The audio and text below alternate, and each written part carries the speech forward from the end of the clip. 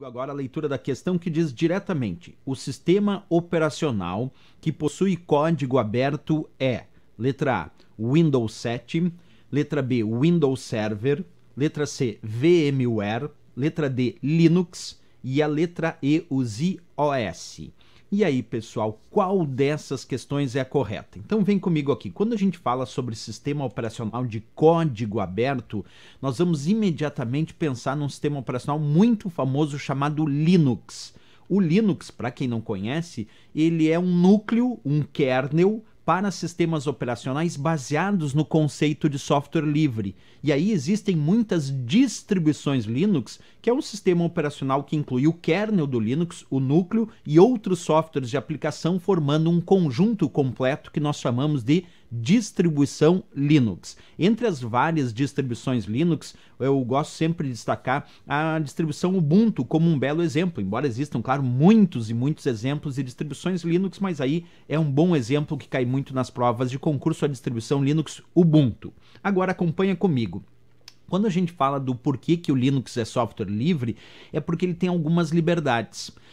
Quando a gente vê a licença do Linux e as suas liberdades, eles gostam de começar um pouquinho diferente. A licença começa descrevendo o que eles chamam de liberdade zero, que é a primeira liberdade. A liberdade zero é a liberdade de executar o programa como você desejar, para qualquer propósito. Pode ser educacional, pode ser comercial, pode ser para uso doméstico. A liberdade chamada liberdade 1, que é a segunda liberdade, é a liberdade de estudar como funciona o programa e adaptá-lo às suas necessidades. E aí vem a parte que a prova cobra. Por quê?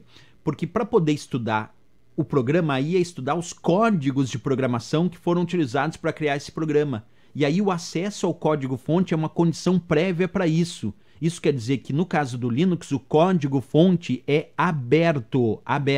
Isso quer dizer que eu posso ter acesso aos códigos de programação que foram utilizados para criar aquele software. Outra liberdade, a liberdade 2, que é a terceira liberdade, a liberdade de redistribuir cópias para que você possa ajudar seu vizinho. Então no Linux eu tenho a liberdade de distribuir cópias desse software. A chamada liberdade 3, que é a quarta liberdade, é a liberdade de melhorar o programa e divulgar suas melhorias para o público, para que toda a comunidade se beneficie dessas modificações. E o acesso ao código-fonte, portanto, código-fonte aberto, é uma condição prévia para isso. Isso significa que, no caso do Linux, nós podemos, inclusive, modificar o código-fonte porque ele é aberto, melhorando esse software. Bem, se a gente sabe disso, claro que aqui quando ele disse o sistema operacional que possui código aberto, quer dizer, os códigos de programação são acessíveis, é o Linux ali da letra D de Dinamarca, que é de fato o gabarito e a resposta da questão. O Windows, seja o Windows 7 ou Windows Server, tem o código-fonte fechado, são chamados softwares proprietários da Microsoft.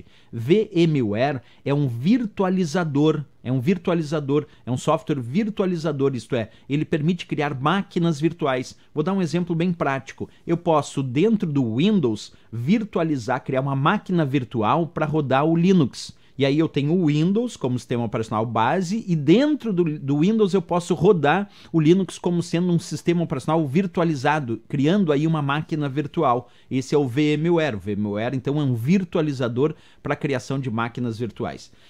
E a letra E, ZOS, é um sistema operacional da IBM voltado para mainframes. Ele é proprietário também. Então, o ZOS é um sistema operacional proprietário da IBM para mainframes, que são computadores de grande porte, que ocupam salas cofres, salas imensas com controle de temperatura, umidade. Então, o ZOS é um sistema operacional proprietário da IBM voltado para mainframes. O único desses aqui descrito, que de fato é um sistema operacional de código aberto, é o Linux da letra D de Dinamarca. Certo, pessoal?